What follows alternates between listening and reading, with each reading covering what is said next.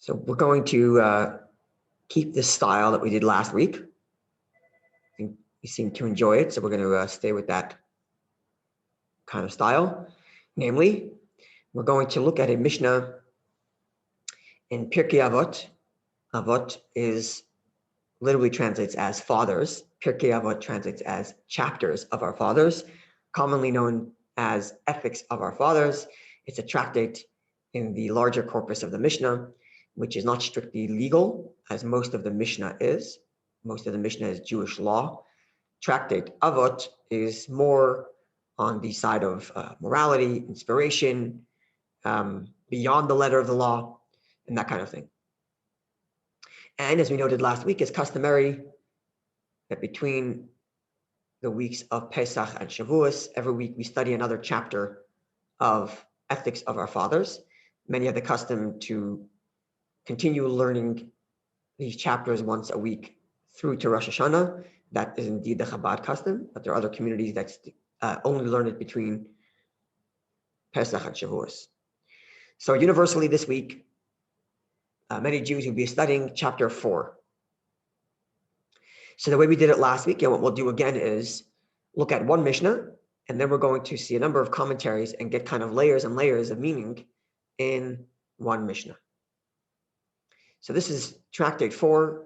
You can see up here it says Perek Daled, it's Tractate 4, Mishnah Tes, paragraph 9, or Mishnah number 9. So the Mishnah reads, Rabbi Yonatan said, whoever fulfills the Torah in poverty will ultimately fulfill it in wealth. But whoever neglects the Torah in wealth will ultimately neglect it in poverty. This is the simple translation of the text.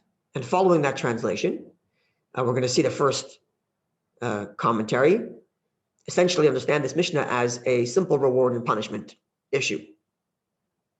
But as we delve deeper into the text, we're going to point out specific wordings in the Mishnah as it appears in the Hebrew, which the English translation here isn't perfectly faithful to. Because the English, every translation takes liberties, because depending on how you translate it, it reads and understands differently. And in this case, or in most cases, when they translate the Mishnah, they will change the literal translation so that it is in line with the simple basic meaning. And here they translate it in its most basic sense to mean a reward and punishment issue. As we see here with the first two interpretations, Maimonides, and this other interpretation here, which is from Maharil, who essentially writes, as we can read here in the Hebrew, I'm not sure if you can read it, but Pirush, this means, I'm not going to read all the Hebrew, I'm just going to read certain points that make the point. Pirush, this means on a simple, basic level, ha'oisek b'Torah, one who is invested in the Torah study, mitoich anios, even when he is impoverished, God forbid, ve'ein aniosai, and this person's impoverishment or poverty does not mevatloi, does not make him neglect ma'asek b'Torah, from the study of Torah, and v'koyach chachma ubina dashabai, and his wisdom, his intellect is sharp. Ein mizbalbal mesibas aniosai, does not get distracted because of his poverty. So he's capable of ignoring all the stress in his life so that he can focus his mind on Torah study. Then, soifai, at the end, he'll be rewarded. Niskaima ma'osher, he'll be able to fulfill Torah in wealth. Pirush, this means to say, soifai, the end will be, shi'asik b'Torah, he'll be able to be invested in Torah study, mitoich harchava, with abundance, shu oisher be'erkoi, which is relative wealth. And then he continues to say the same thing in the reverse, one who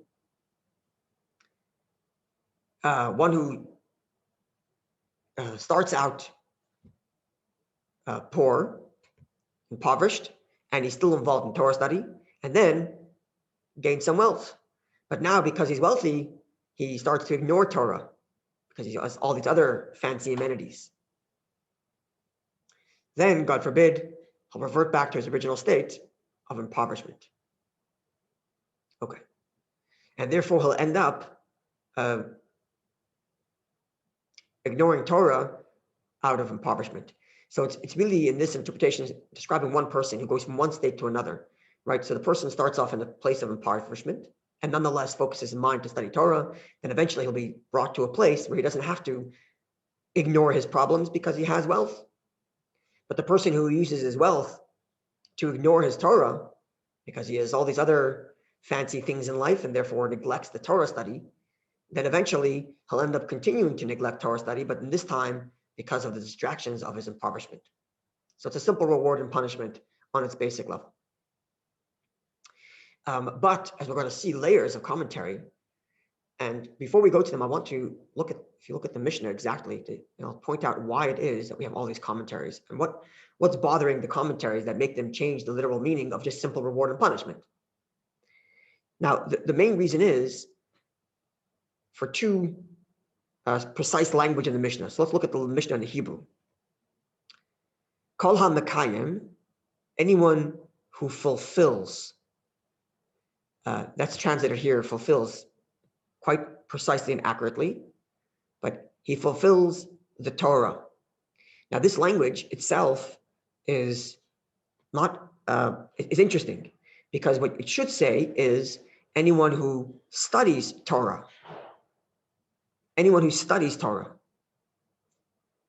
Whereas over here it says one who fulfills Torah, or Mekayim means to uphold.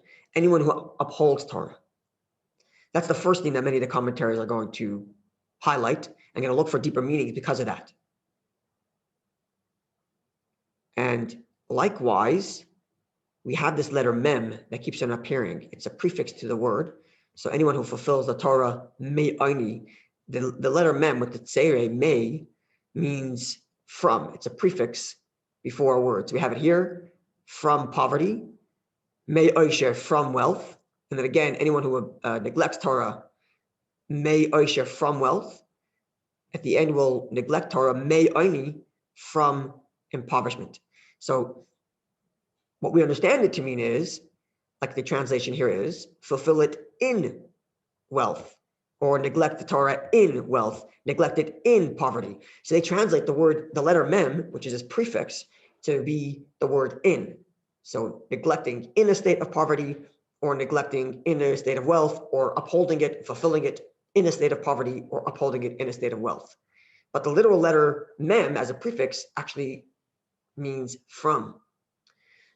So they're kind of interpreting it to mean from a state of wealth. But if you translate it literally, it's from wealth, as if to say the wealth itself is the reason for neglecting Torah, or the wealth itself is the reason for upholding Torah, or the impoverishment is a reason to uphold or a reason not to uphold. And this is where the other layers of interpretation are going to glean their layers. I hope that was clear. If it's not, please interrupt me and I will try my best to clarify.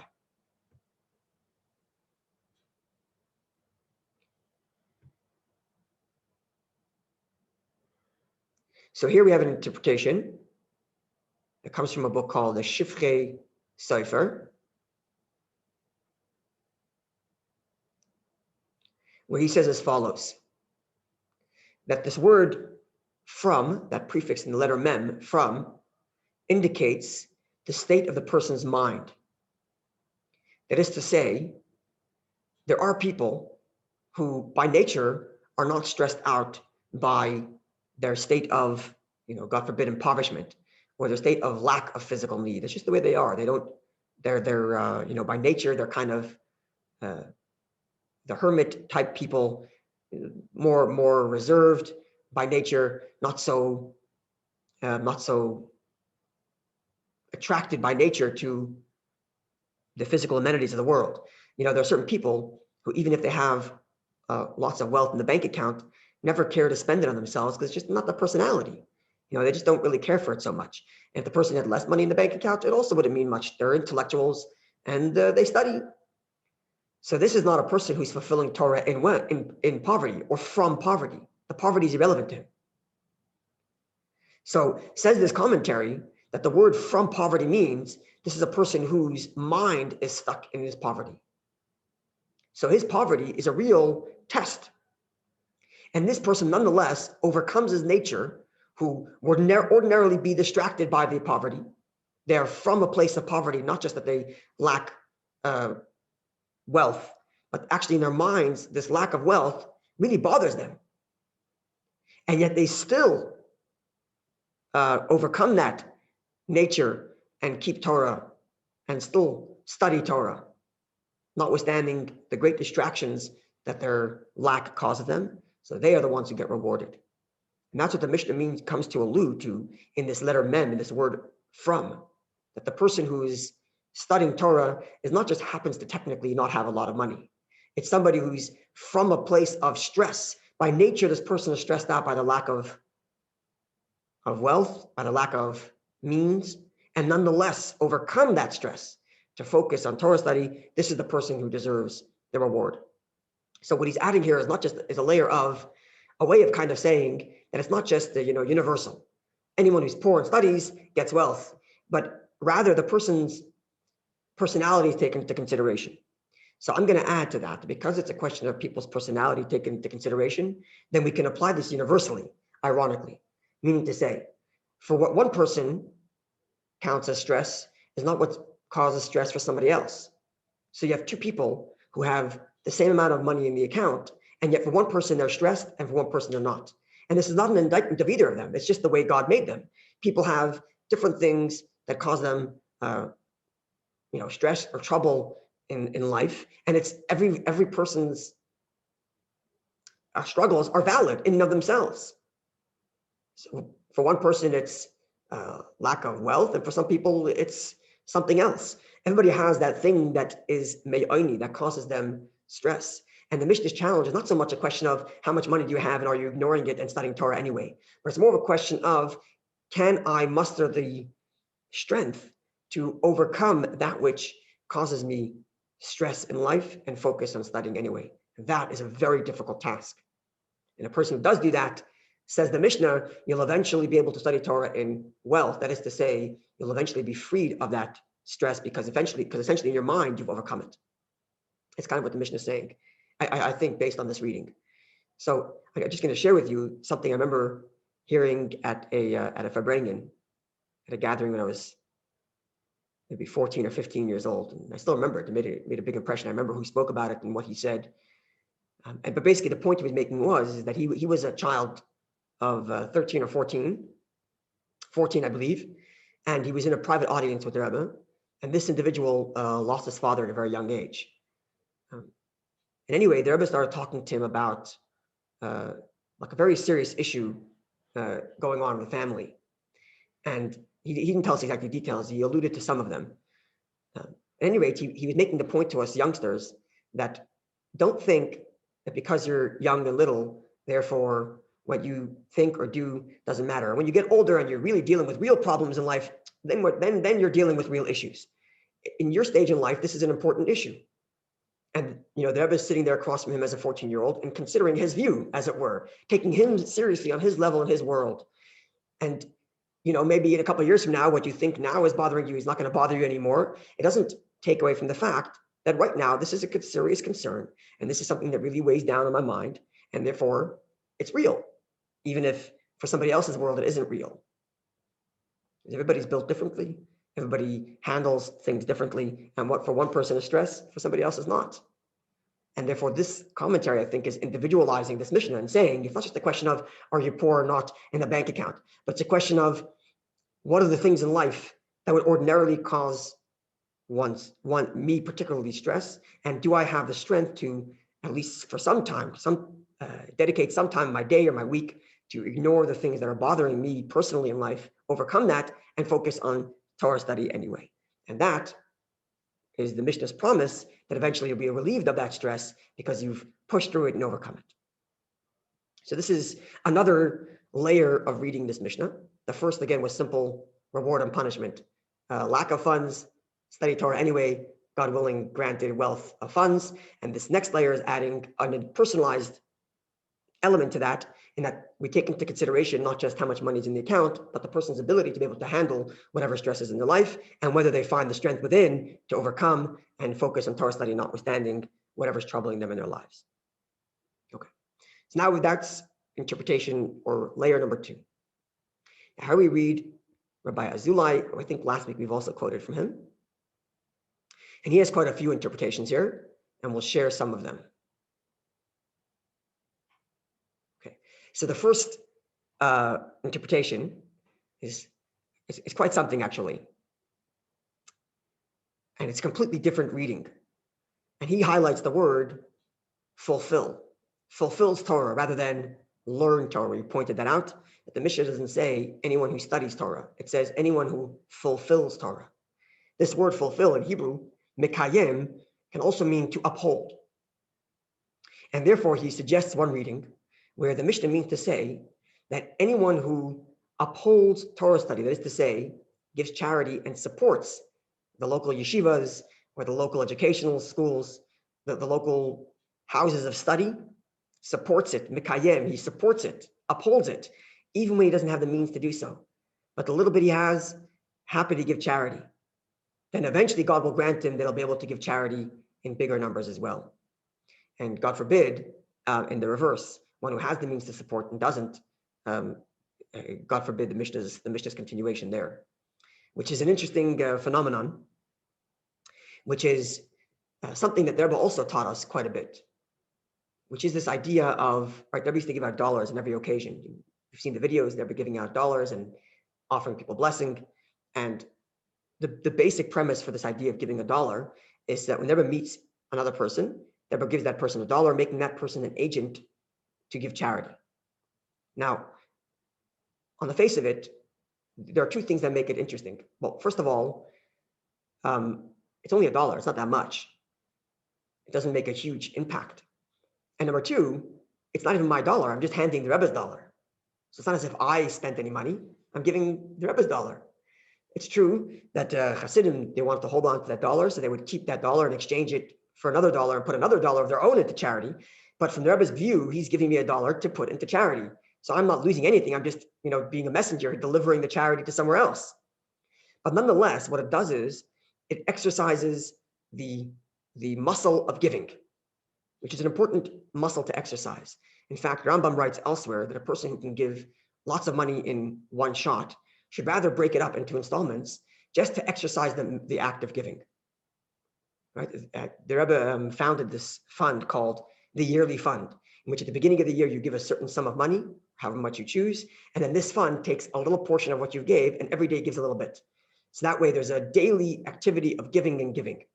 And when we talk about not the result of how much people receive, but me and my act of giving, so this interpretation is saying is even if a person doesn't have a lot. A person might think, well, I have to give charity. Let the people who have lots of money, let them give the charity. I don't have to give much because I don't have much to give. What impact is my money going to give? And the answer is the impact on the person receiving is one issue, but there's a much more important impact on me, that I become a giver. Even if I only have a little bit, I still become a giver. I'm giving a little bit, so be it. I'm still giving. And if I am presenting myself and behaving as a giver, then with Hashem's help, he'll grant me the ability to give in much bigger numbers. But it's not so much about the receiver, but much more about me exercising my capacity to give, no matter how much that happens to be, no matter what my means are by God's plan. Rabbi Levi, can I just ask a quick question on that? Sure. So based on what you're saying about this giving, then that goes really well with charitable foundations. Like instead of just giving the amount directly to one or few charities, to set up a foundation where the kids and everybody's involved in the process of giving and spreading it out over time goes with what you're saying. Then that's a good thing. Yeah. So right there. So there are two elements to charity, right? There is one element of like there's a need and you have to fill the need, but then there is the other element of being in the act of giving. So in that sense, you're correct. You're correct. Yeah. Yes, it's why, I mean, Rabbi encouraged, and it's many people's custom before they pray to give a coin, before cooking, giving a little coin to charity, not because the amount is so much, but because of the act of giving. Right. He makes a similar interpretation. So that's another level of interpretation here, that fulfilling Torah doesn't mean fulfilling it as in studying it, but fulfilling it means upholding it, supporting Torah study, even when a person doesn't have great means. God willing, they'll be blessed to be able to support with greater means. And he makes a similar point about fulfilling Torah, as if to say, fulfilling the commands of Torah. Oftentimes, fulfilling the commands of Torah costs money. You got to buy a lulav, you got to buy an esrog, you got to buy a matzah, you got to buy the mezuzahs. And sometimes, especially if you want to get something really nice, they can cost some money. And he's giving a similar interpretation as we did with charity with respect to fulfilling the commands of Torah. That a person who invests in their mitzvahs, even if their means are less, God willing, they'll be granted the ability to invest in their mitzvahs with greater measure. Okay. Now here, he gives another interpretation, which is very interesting, and it puts our generation into historical context. And he highlights here the word from, right? Remember before that prefix, from poverty, from wealth, as if the wealth and the poverty are the reasons for either keeping or ignoring the mitzvahs. And he makes the following observation. There are times, or in a certain degree, each of these two states of living, poverty and wealth, have their effect and influence on the way we as Jews observe mitzvahs. On the face of it, wealth equals greater ability to spend resources on building good schools, building good shuls, paying for all the mitzvahs we need, getting the beautiful pair of tefillin, getting the beautiful mezuzahs, and so on and so forth. On the one hand, and the one who's, or being a state of impoverishment, is a hindrance and holds us back and impedes our ability to have such great schools and to have such great shuls and to properly live as good Jews. That's one angle, and it's true. The other angle, however, is, and in history we kind of see this, which is that when a Jew is in a state of impoverishment, by nature, our human desires are much less. Because you don't have much to want. You don't have much to be able to enjoy. And therefore, because our animalistic side is lacking, because it doesn't have the wealth to enjoy all the amenities that the physical world has to offer, then by nature, the Jew's soul says, okay, we'll find meaning in life here in Torah and mitzvahs. And this is something we see in history. There were Jews in previous generations in Europe who lived lives of impoverishment on levels that we could, and God willing, never will imagine or know. And I'm not talking about during the war. I'm talking about even pre-war. Just living in the shtetls, things that are basic,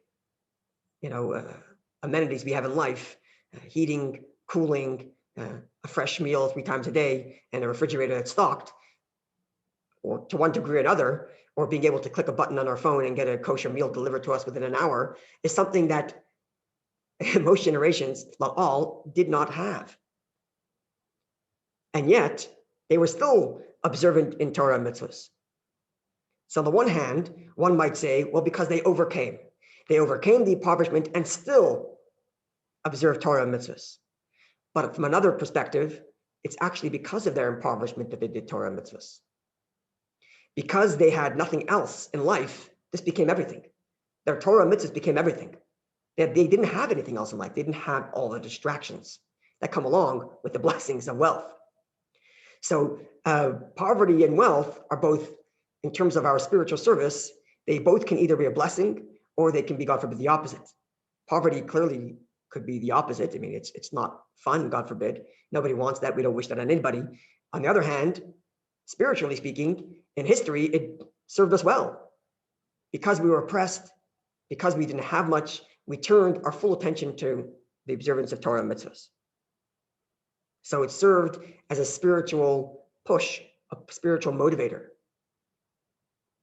And therefore, says this reading, if a person is dedicated to Torah and mitzvahs as the result of his impoverishment, that is to say, because his animal soul, his human nature to just enjoy the world around him, has been oppressed because he didn't have anything. And as a result, he focuses his attention on Torah and mitzvahs. And eventually God will grant him the blessing and the challenge of being able to do the same when he has all the wealth.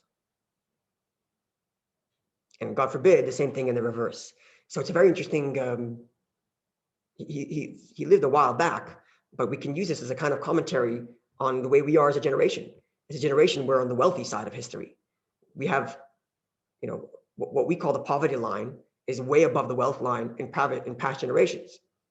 I mean, I'm not, God forbid, wishing anybody to have anything less than they do have, but the people that are in need of our help nowadays are doing relatively much better than people in history.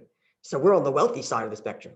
And of course, we're doing amazing in trying to push that, line of resources higher and higher so that nobody, God forbid, is behind any poverty line, even of our high standards. And therefore, this state of living, the relative wealth that we enjoy, is both a blessing and a challenge. It's a blessing, of course, because we have everything we need and we can give charity, as you said before, in great numbers, thank God. But at the same time, it's a challenge to stay focused because that wealth also brings all the distractions. And it becomes a challenge. Can we stay focused on what's important to us? And what's important to us is the things we clung to even when we had nothing. When in history we had nothing, we still clung to our Torah mitzvahs because those are truly our values. So then even now, as we come into generations of wealth and we have all the distractions, can we stay faithful to our true identity and not get distracted by the wealth we have? So it's another interesting reading into this Mishnah in describing the fulfillment of Torah in poverty and then in wealth and vice versa. There are other interpretations there, but those are some of them. Okay. One of the other interpretations he cites is similar to what comes up in this commentary, so I'm kind of going to put them both together, which is as follows. Okay, so let's recap what we have. We have simple reading, reward and punishment. One who fulfills Torah when he has nothing will have everything. A person who, God forbid, ignores Torah when he has everything will, God forbid, lose that everything. One level. Next level of interpretation is it's individualized. What kind of things cause a person stress in life, and can the person find the courage and strength to overcome those stress and nonetheless focus on Torah? Next level of interpretation is one who supports Torah study financially, even when they don't have great means, will, God willing, be granted the ability to support Torah with great means. Likewise, the fulfillment of mitzvahs, one who has a hard time or doesn't have the great means to invest financially in their mitzvahs, will, God willing, be granted the ability to invest in their mitzvahs to do it in the beautiful and best way. And then the last interpretation we just gave was this challenge and blessing of both wealth and poverty, in that poverty strips us of distractions while it causes stress, and wealth removes all the stress but also increases our distraction. And therefore there's a blessing and the challenge in each type of living, and we have to remain focused on what's our true values, irrespective of whether we have everything or, God forbid, the opposite. Okay. Now we come to another reading, which again is in this commentary here, Pamoin Zahav, but it's also mentioned in the previous one as well, a similar kind of idea, which is as follows. One who fulfills Torah in poverty. The poverty here is not talking about financial gain or loss. It's talking about someone who has, there's this expression of poverty of the mind. It's to say the person doesn't have the greatest of intellectual capacity, and this person doesn't necessarily know a lot, but whatever they know, they hold on to it. They're mekayem. They hold on to it. Mekayem means to fulfill, to uphold. And they fulfill and uphold every part of Torah they have, even if they have a very impoverished level of Torah. Because of their ability, it's just the way God made them. They don't have necessarily the great capacity to learn. And when they do learn, it's hard for them to understand and certainly hard to remember everything. But whatever they do remember, whatever they do know, they cling on to it and they hold on to it and they uphold it. Then God will grant them an expansive mind so that they can learn in the wealth of Torah, in the wealth of the mind. So this is a whole other reading. And it's a very beautiful one and very encouraging one. People a lot of times feel despondent, when they come to a class and so much was said and so many deep layers, and they feel like most of it went over their head. And people can, you feel despondent, you feel inadequate, and it's not a good feeling. Right? And comes this Mishnah and promises and says, ignore all that. Did you get one small thing? You got that? Hold on to it. Keep that. Mekayem, be mekayem that, fulfill that, take it personally, make it yours, own it. That little bit, it doesn't matter what it is. And if you invest that effort to hold on to that little bit that you did get, with Hashem's help, you'll be granted the capacity to hold on to much more wealth of Torah knowledge. Notwithstanding the fact that you started out, maybe with only being able to hold on to a little bit. So it's a very encouraging and positive message. And likewise in the reverse, someone who says, I got wealth of knowledge, so I can neglect my Torah study because I know everything. I know it all already. I know tons. And maybe this person does know a lot and they get lazy in their Torah study. Then the Mishnah says the opposite. God forbid, this person might lose what they have because they aren't investing in it. Right? Torah requires investment. And for one person, investment means to hold on to whatever it is that they understand and whatever it is they grasp. And for somebody else, investment means, you know all that? Okay, now go teach it. Now go learn more. Now go spend more time or whatever it is. Every person on their level. I actually even once saw the Maharash, the fourth Rebbe of Chabad. He's talking about the subject, about the importance of not just learning Torah, but really investing the minds in the Torah. And he said like this, someone who has an easy ability to study, whatever they read, they just retain the information because they're very good at it and their quick minds doesn't make them any better. It's just the way God made them. It's not as if they earned to have this capacity in their mind, but it's just the way they are and they have an easy time learning. So he asks, what does this person do? How does he invest in Torah study if it's so easy? So he said, what you do is review your studies, review them. Because for somebody who has a harder time retaining information, so then they have to review their information, otherwise they won't remember it. So they have to review whatever little bit they grasp. But the person who's very smart and very quick and reads everything and picks it all up never finds the need to review. And it's very difficult for someone who is a kind of know-it-all to sit down and review things they've learned. So, but if a person buckles down and does that, now that's an investment in Torah. Even though you're uncomfortable doing it because you much rather be reading some new information, you sit down and review because you're showing and demonstrating your love of the Torah itself, not just your acquiring knowledge. And that itself is a way of demonstrating investment in Torah. And I'll share one more story from Rebbe Maharash's father, the Tzemach Tzedek. I think it was the Tzemach Tzedek, who's the third Rebbe of Chabad. Someone came to him, this is a very famous story. Someone came to him and complained, Rebbe, I have no desire to learn. What should I do? I have no desire to learn.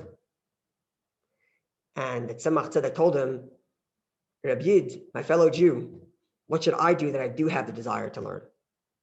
He was telling him, you don't have the desire to learn, and therefore whatever you learn is going to be so precious, because you really have to fight for your learning internally. You're going to fight your own, difficulty with understanding things. You got to fight with your own laziness, whatever it is you have to fight with. But everything you learn is going to come with such investment that it's going to be so precious. Like this interpretation goes, fulfilling the Torah from a state of impoverishment, a state of mental impoverishment, and you're still studying Torah, you're still holding on to it. That's precious. But me, said the Tzemach Tzedek, I love learning. So my learning doesn't really have all that preciousness. So what should I do? He turned the table, the Tzemach Tzedek turned the table on the person who asked the question. So there's our next interpretation. And that it's not talking about physical wealth or physical, monetary, financial impoverishment, but it's talking about the mind. If a person whose mind doesn't have that wealth, but nonetheless still pushes to hold on to and to fulfill and uphold whatever little bit they can understand, then God willing, they'll be granted the capacity to learn with a greater mind and open mind and wealth of knowledge.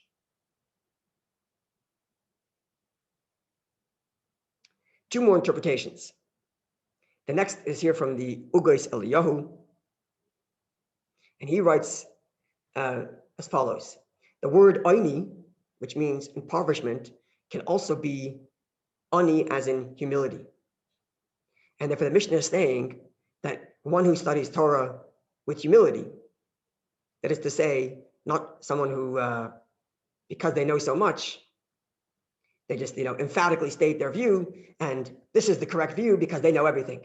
But rather, they uphold Torah by teaching or by sharing, but with a sense of humility, then indeed their Torah is wealthy. Their Torah has that wealth. But if God forbid the person is, arrogant and says, oh, I'm the wealthy one, wealthy in knowledge, I know everything, and here's the correct answer, and doesn't have the humility in his learning, then God forbid, he might lose all the Torah that he's earned. Now, final reading coming from the Rebbe.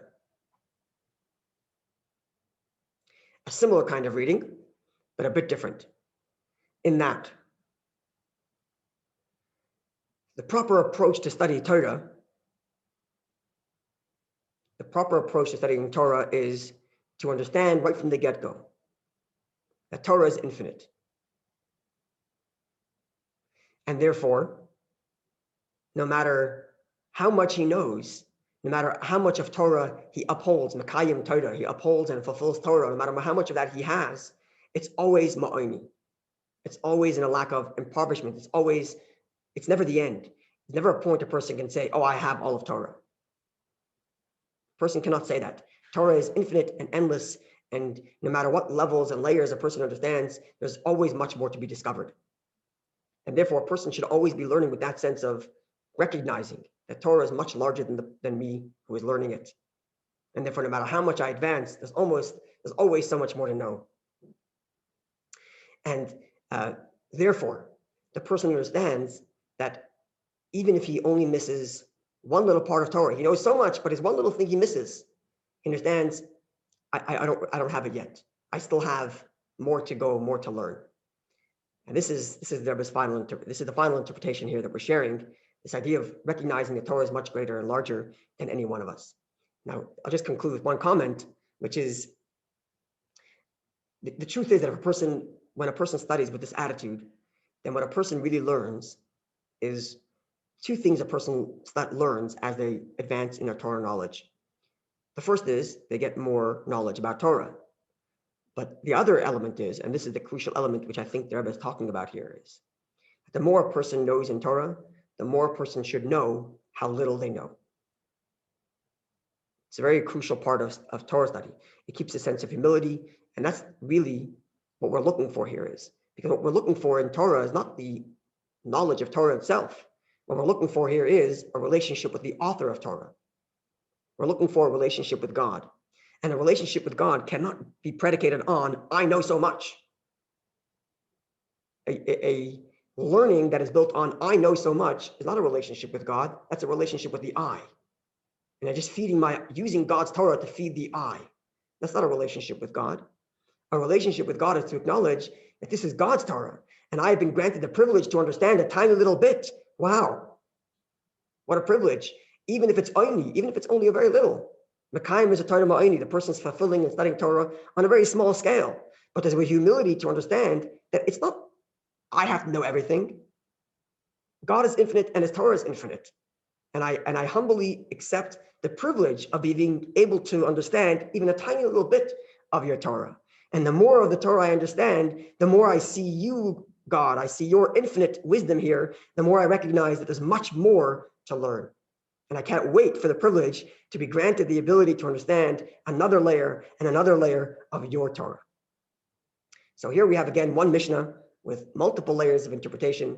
And as I mentioned last week, if I spent another hour preparing, I'm sure I can find another 10 layers. But here we get some insight, and hopefully some of it we can take to heart. And God willing, we'll all be blessed with both financial wealth, material wealth, as well as the wealth of knowledge to be able to enjoy our Torah study and be able to expand and grow more and more. Thank you all for listening. Thank you for the opportunity. And of course, you're welcome to ask any questions if you had any. I have a question. Sorry, it's Shana. So that was really, by the way, thank you. That was really interesting. I was really concentrating. That was a little hard. It was amazing. Thank you. To summarize in my head, is this correct? It's almost like saying, sorry, the phone's in the background ringing. No worries. Is it basically saying that Hashem's going to balance everything, whether if it's too easy or you don't appreciate it enough, or you're not humble enough or whatever, Hashem's going to make it harder for you, so you will appreciate it and you will get more out of it. And if it's too challenging for you, for whatever reason, financial, emotional, whatever, if it's too challenging, Hashem's going to make it easier. Basically, Hashem's balancing. That is true on whatever level we're reading the Torah. But I like to put it on the positive side of it, as in when we're all going to, phrase it that way. Certainly we're all going to invest in our relationship with Hashem on whatever level it is, whatever level of interpretation, and God will grant us the ability to do so without the stresses that come along with it. Right, like the balance. We'll phrase it in that way. Right, the balance is meant in a positive, so it's not punishment, it's all reward. Like it's going to help you God willing. get better and grow. Yeah. And then is this just in a this world, or is that going to be, could you apply that like in Olam Haba as well? That's a good question. But so far from all the readings I've read, it seems like it's in this world.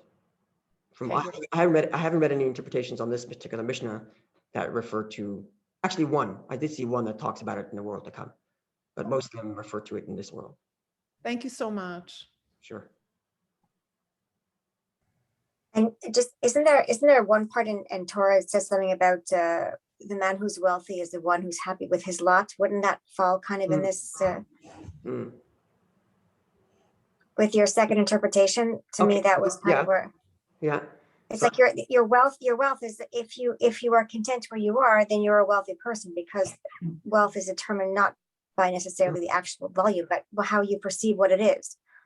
Oh, okay. I thought you were going to go somewhere else. That's interesting too. But let's play that out, right? So one who fulfills Torah in poverty, is to say they aren't satisfied with everything they know, will eventually know more. But someone who's very satisfied with what they know, they're studying Torah and wealth, they're satisfied and they're going to be stagnant. Is that what you were kind of saying? Yeah. So that's very interesting. That's very good. I like that. That's really good. That's very good. Yeah, thank you. Okay.